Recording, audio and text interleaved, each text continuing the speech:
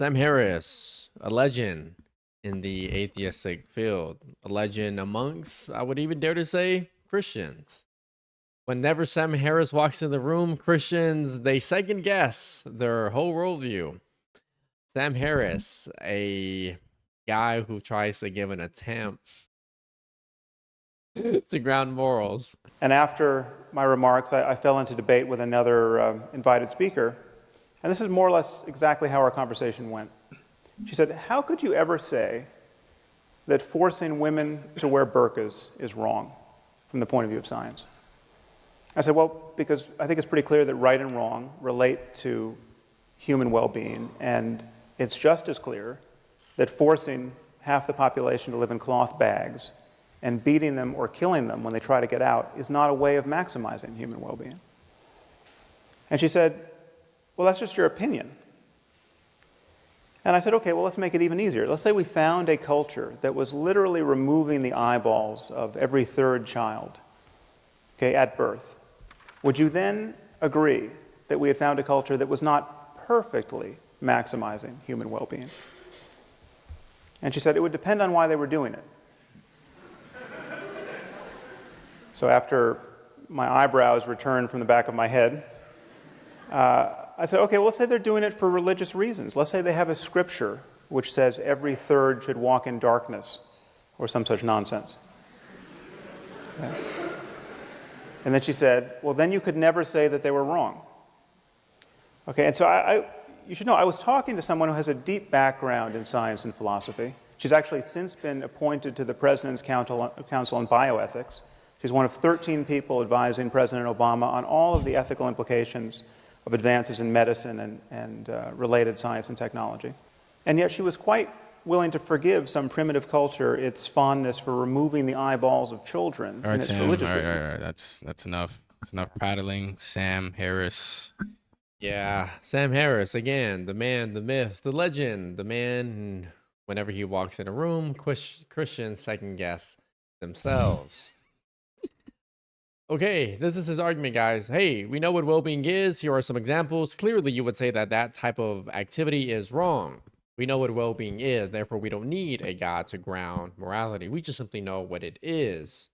That's the argument. Well, from him coming out in this video, the first thing that, with this opening statement I meant to say, is that the individual that he's talking about stated that they proposed a question to him asking how science would give you, ethical grounding. And he just pivoted off of that and stated that, well, it can demonstrate well-being. Like, we should maximize well-being and flourishing.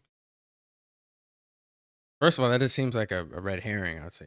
Automatically a fallacy. How does that give you an answer for how science would be the ethical foundation for anything in particular, but well-being in this sense? How does science account for well-being when the methodology is an empirical way of verification, but when you get into ethics, that's metaphysical and then philosophy?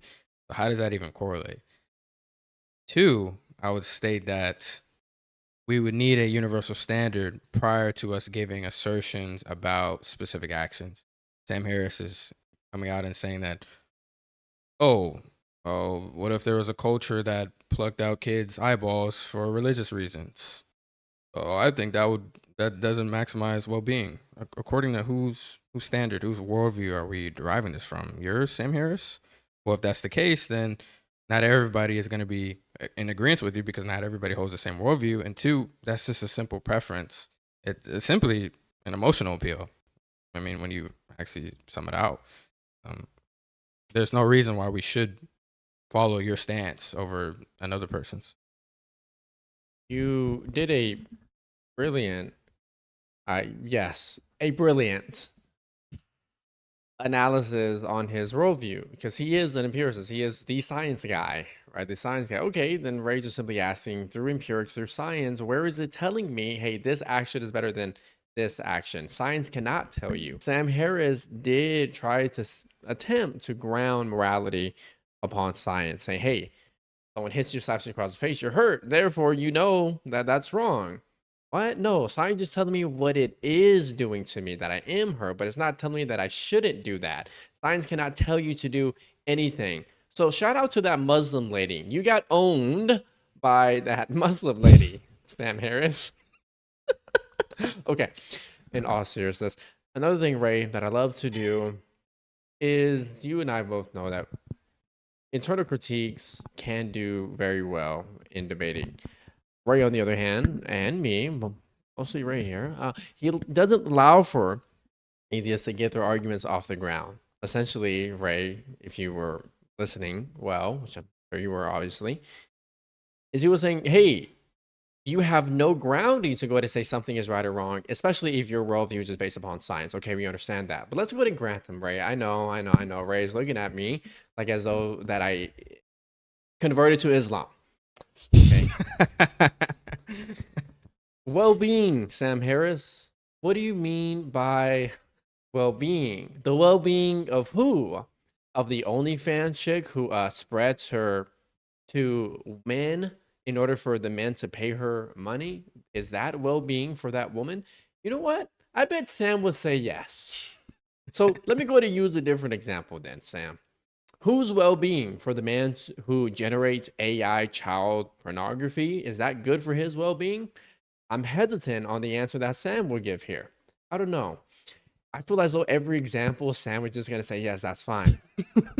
Do it. Try another one, bro. Okay. Abortion. I'm certainly he's gonna be fine for that one. Okay, fine. Let's go ahead and do an extreme example since you want to go ahead and be extreme. A man who actually films CPA and he himself is a part of that video, that disgusting evil video. And yes, I have a standard to call that evil and disgusting. What's your grounding for to call CP wrong, Sam? Is it your feelings? Is it science? Because that can't give a justification for it. What is it? That's all. Yeah. Well said. I always love the examples. I was gonna bring an example too of Epstein Island. Can we even say that on YouTube? I don't think we can say that. Can we say that on YouTube? I don't know. Whatever. We're not monetized. Epstein Island. Sam Harris. They are in a state of well-being. They believe that they are flourishing within their subjective mind. From their perspective, they believe that's well-being. So what we're trying to get at here is whose standard of well-being do we go with? Whose? We all come from a different worldview. Well, Aaron and I have the same worldview. But in this instance, Aaron and I would be a part of the Christian worldview, and Sam Harris would be a part of the naturalist, unbelieving worldview. How would we have a general consensus of what flourishing is or well-being, synonymous terms, whatever? How? Obviously, as Aaron just pointed out, that there's going to be some distinctions within different individuals when it comes to well-being. If we were to accept Sam Harris's premise, and I don't know if he's fighting for universal ethics or not, but he's just simply stating that, we kind of all just know this. Like, it's just a monolith that we all should follow well-being. Well, this kind of just creates this relativist morality, and there's no way to really point toward things that are right or wrong. Not at all. It's literally just what is. It's my opinion against Arrow's opinion if we had differing worldviews. It's my opinion versus Sam Harris's worldview. It's Arrow's opinion against Sam Harris as well. It's just all over the place. That's why universal ethics has to be the case, or else it's just in a place of absurdity. Absolutely. I just want to go ahead and end it off with this. I believe our audience got the point. It doesn't need to be a long video, of course. I'm starting to learn that. Weird caveat, weird digression. I understand. Okay. Notice, Ray, and I know you caught this.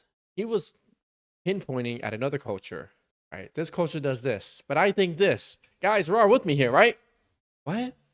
Wait, Sam, how are you going to go ahead and make a objective distinction? Because he does say morality can be objective. How are you going to make an objective distinction on which one, the action here, is right or wrong? This culture, literally a whole culture that does this, a whole country that is misogynistic, that is this and this.